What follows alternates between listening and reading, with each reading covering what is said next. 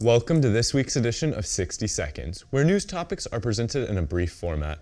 I'm your host, Matthew Degner, and we're 57 days into the Russian invasion of Ukraine. Officials have reported the discovery of mass graves outside the city of Mariupol. U.S. satellite imagery supports the claim and appears to show 200 more graves about 12 miles outside the city.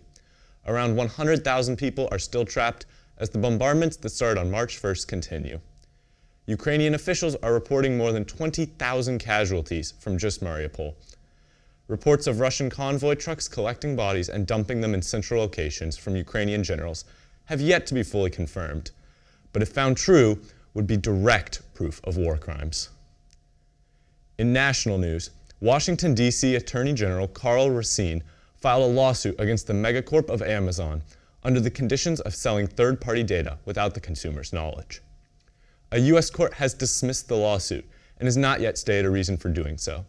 Attorney General Racine was not pleased with this decision, stating, quote, "We believe the Superior Court got this wrong, and its oral ruling did not seem to consider the detailed allegations in the complaint, and a recent decision of federal court to allow a nearly identical lawsuit to move forward."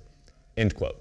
Since, Amazon has remained unfazed, closing an $8.5 billion deal to purchase the entertainment giant MGM. New information has surfaced about the House GOP leader Kevin McCarthy on the January 6th insurrection. Only days after the riot, McCarthy advised that President Trump resign from office. In a phone call held on January 10th, McCarthy can be heard telling Representative Liz Cheney that he was planning on advising the sitting president to resign.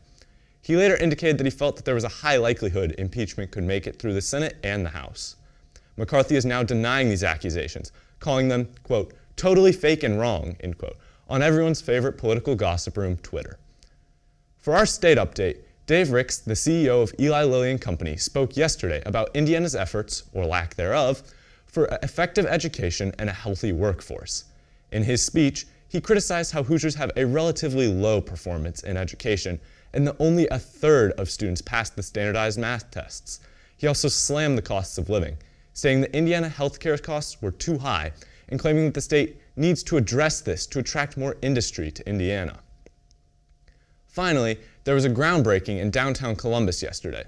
A 200-apartment building and expansion of the People Trail will be included in this project, which comes with a cool $40 million price tag, with $12 million provided by the city government.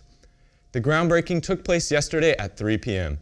According to WCSI, construction is expected to last about 18 months. That wraps up this week's top stories. Signing off, I'm Matthew Degner, and a special thank you to executive producer Corey Shooter and technical director Jack Burbrink. And remember to stay informed.